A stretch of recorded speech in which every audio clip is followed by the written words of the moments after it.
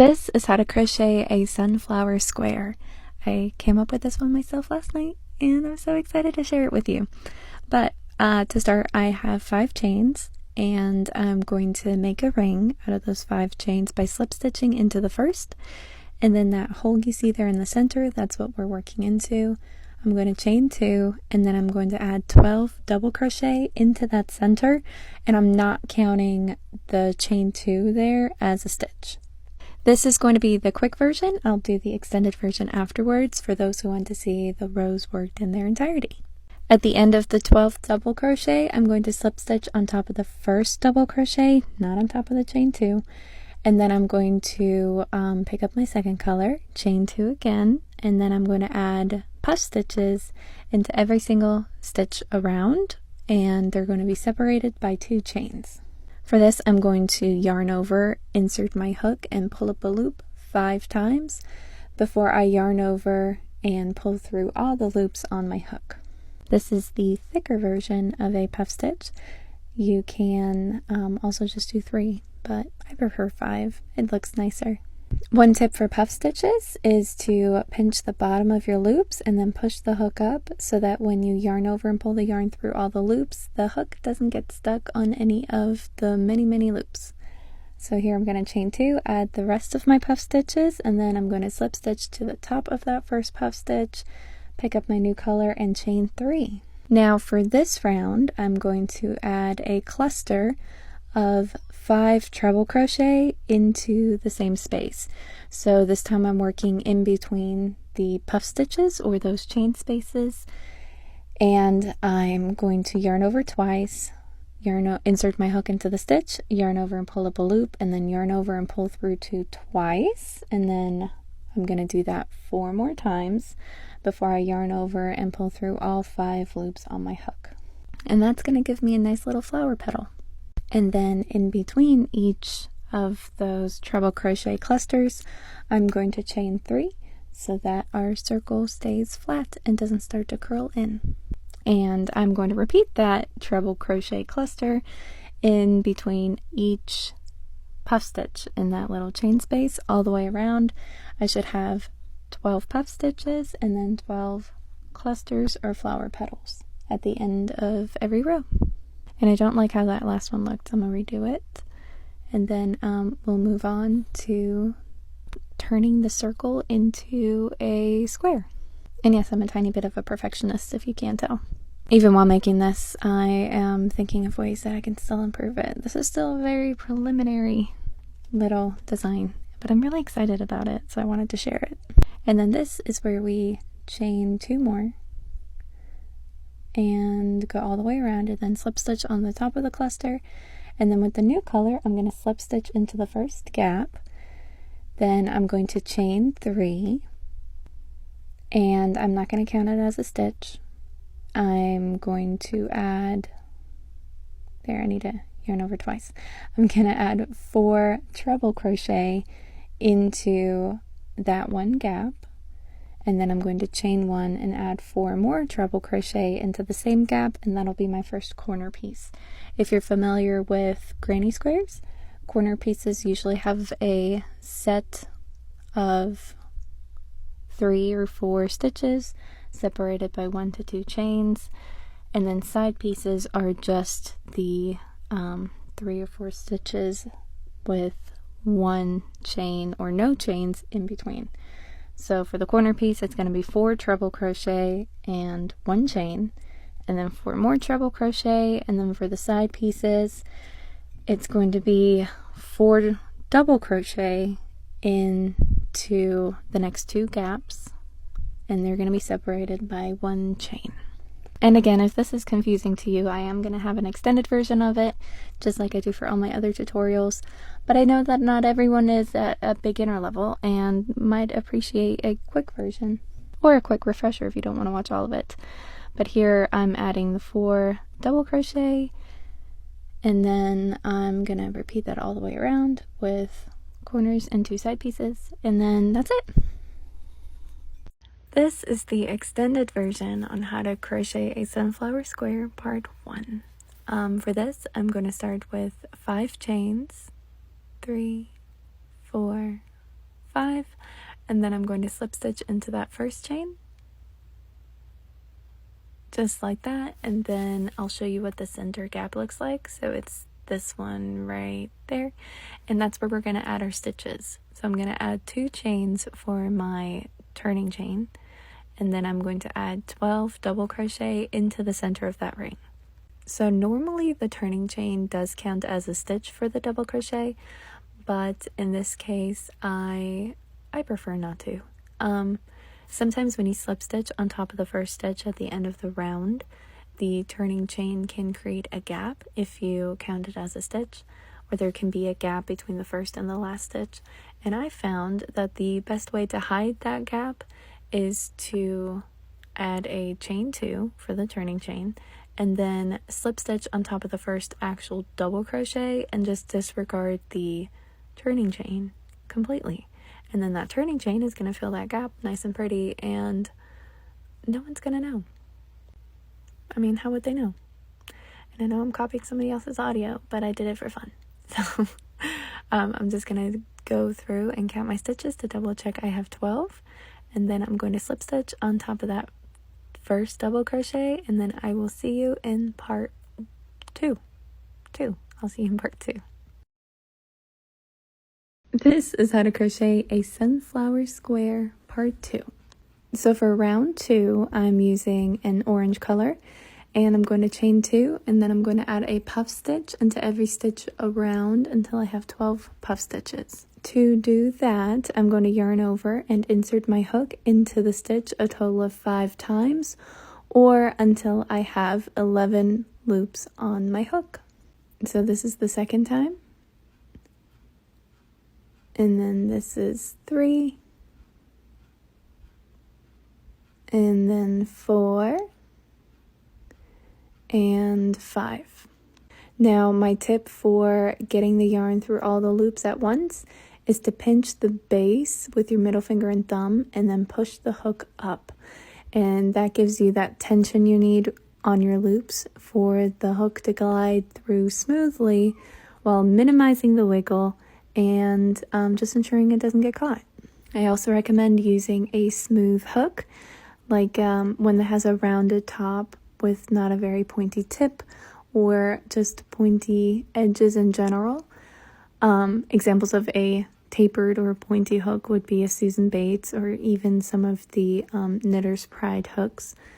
I can't speak for the too many specialized hooks. I'm mostly familiar with the most common ones you find in stores and online, but if you are more advanced, I recommend getting a hook for different purposes, and not just for looks. I mean, you can totally make it a third hobby, because we all know that crochet and buying yarn are 2 separate hobbies.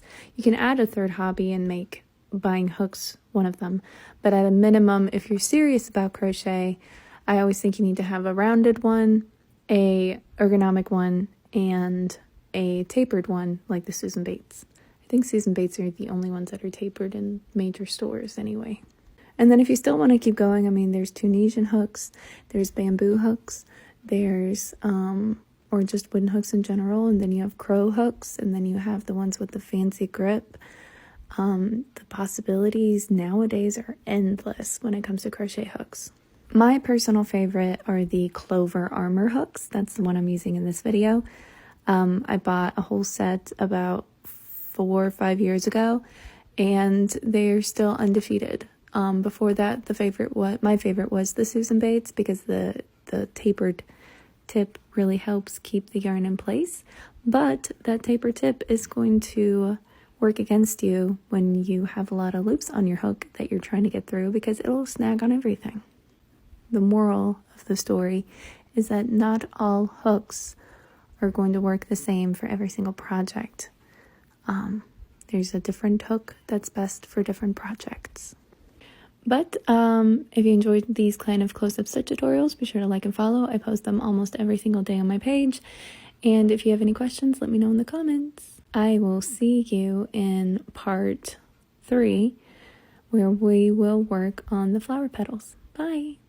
This is how to crochet the sunflower square part 3. For this row, we're going to work on the flower petals, and they're going to be triple crochet clusters. So to start, I'm going to chain 3, and then I'm going to yarn over twice and insert my, well, I'm trying to weave in the ends. So I'm going to yarn over twice, and then I'm going to insert my hook in between the puff stitches. So I'm going to insert it right here at the base of my chain. Then I'm going to pull up a loop, yarn over and pull through 2, yarn over and pull through 2, but I'm not going to finish. I'm going to yarn over twice again, insert my hook into the same spot, pull up a loop, yarn over, pull through 2, yarn over, pull through 2, don't finish, yarn over twice, insert the hook into the stitch, pull up a loop, yarn over, pull through 2, yarn over, pull through 2. I'm going to do it 5 times. Yarn over twice, insert the hook into the stitch, pull up a loop, yarn over, pull through 2, yarn over, pull through 2, still don't finish. And then we're going to yarn over twice, and then we're going to insert the hook into the stitch, pull up a loop, yarn over, pull through 2, yarn over, pull through 2, and you think we're going to finish, but we're not, because I don't like how the last one looks. So yarn over, pull through 2. See, I'm confusing myself now. But to finish, we're going to yarn over and pull through all the loops on the stitch. I like to pinch the base of wherever I pull my yarn through with my middle finger and thumb, and that really helps when you're pulling yarn through a bunch of stitches. Now, you might get dizzy watching this, and I'm sorry if you do. If you guys want 8-minute videos of me doing this in real time, I absolutely can. But when I saw that it was 8 minutes long, I still wanted to show the whole row, or round, but 8 minutes was excessive. Plus my internet sucks, so it would take forever to upload. If you can get over the hand movements, though, it's kind of interesting to watch how the petals come together, because it starts to look like magic. At least to me it does. Then I was thinking that I could maybe do one of those, like, read Reddit stories, because some people told me I should do, like, audiobooks, and if you disagree, that's totally fine. I don't think I need to do audiobooks. Be cool, but But on those long videos where it's just like you're watching me crochet instead of me rambling, I thought maybe I could, like, find some Reddit stories or something and just read them for a little bit of entertainment. But let me know what you think on that, because I can totally do that. I would love to do that, even if I just, like, did, like, a long video and I talked in the most monotonous voice. I think I could put people to sleep. I know I put my kids to sleep all the time that way, so. But if you like these kind of close-up stitch tutorials, be sure to like and follow. I post them almost every single day on my page. And if you have any questions about this stitch or another stitch. Oh, I forgot to say, you separate the petals by 3 chains. Oh my goodness. See, I'm tired. It's late. 3 chains. I'll see you in part 4. Bye. This is how to crochet a sunflower square part 4. And we're going to turn the circle into a square. I've redone this voiceover too many times, so now I'm just going to keep it factual. And my voice may not have a lot of emotion to it at the moment, but it will get the point across. After slip stitching into the first gap, I'm going to chain 2. And then I'm going to yarn over twice for a triple crochet. And I'm going to make sure that I'm holding those yarn ends in place so that I can crochet around them and I don't have to weave them in later. But I'm going to add a total of 4 triple crochet into that gap. Then I'm going to chain 2, and then I'm going to add 4 more triple crochet into that same gap. Triple and treble crochet are the same thing, by the way. I'm using the term triple because the captions will pick up triple better than they will pick up treble. And every single time I say treble, I have to go in and correct the automatic captions from treble to treble. And yeah, if you've worked with a granny square before, this is going to be fairly easy for you, just because granny squares are worked the same way. This is technically a version of a granny square where you have a corner piece and then a side piece. So for our side pieces, we're going to add 4 double crochet into the next gap, and then 4 more double crochet into the gap after that. And then we're going to repeat the corner piece and 2 side pieces, the corner piece and 2 side pieces, until we have 4 corners and 4 sides of side pieces. And then you're going to slip stitch into the top of the first treble crochet. Don't worry about slip stitching into the top of the turning chain. It's 2 chains so that it can fill in the gap and make it less noticeable. It doesn't count as a stitch. If you want to move on with your life and go do something else, that's okay. If you want to watch the rest of the video, it's at 2x speed, so it's going to be slightly faster. And I'm just going to ramble for the rest of this video because making these videos is cheaper than therapy. I'm not going to make you listen to me ramble, so if you want to watch something else, that's okay. I won't be upset. But fun fact, the more I laugh at the beginning of my video when I go, this is, the more often I've redone the voiceover, and I'm laughing to keep myself from crying. This time, I've removed emotion as much as I can because I'm just, this video is 4.5 minutes. I'm not used to doing voiceovers for this long, so I've had to redo it a couple times, and each time it's because I get distracted by something. Maybe it's my hand movements. I thought it was hard to crochet and talk, and if you've watched my lives, I have no problem crocheting and talking. It's watching myself crochet and trying to talk that gets me. I don't know why. And these 4-minute videos, I had this, so earlier this video was at a little less than 3 minutes because I had it at 5x speed, and I literally got nauseous watching myself crochet that fast. It was that bad. But I'm sorry if I bore you. Actually, I'm not. I mean, I gave you fair warning. I said I was going to ramble. And I gave you permission to just watch something else. Heck, if you want to just not listen to me ramble, you can just mute the video and watch the rest. It's just, I don't know. I don't know what it is about it. It makes me feel better about myself, so I'm going to just keep doing it. And no, I'm not going to delete this voiceover and start over again. I'm almost at the end. I can do this. I can be brave. I can be weird on the internet, right? Like, I hardly ever show my face. I probably need to take my face off that profile picture so that, like, people don't know it's me. Like, who am I kidding, everybody? I talk about my TikTok videos sometimes. Like, I wait until people bring them up. I don't just, like, walk in and be like, hey, yeah, I make TikTok videos. Because that's weird. If you do that, I'm sorry, you're weird. But it's okay, we all are. But sometimes, like, people bring it up, and then I'm like, yes, you've opened the gates. I can talk about it now. And then I talk about it. Like, yeah, I really enjoy it. But here I'm slip stitching into the first stitch, and then this is the square. There you go. Have a good day. This is how to crochet a sunflower square, part 5. I didn't include this in the quick version, but I wanted to show you, in case you wanted to know, how to add a single crochet border to the square so that it makes it easier to attach the square to other squares.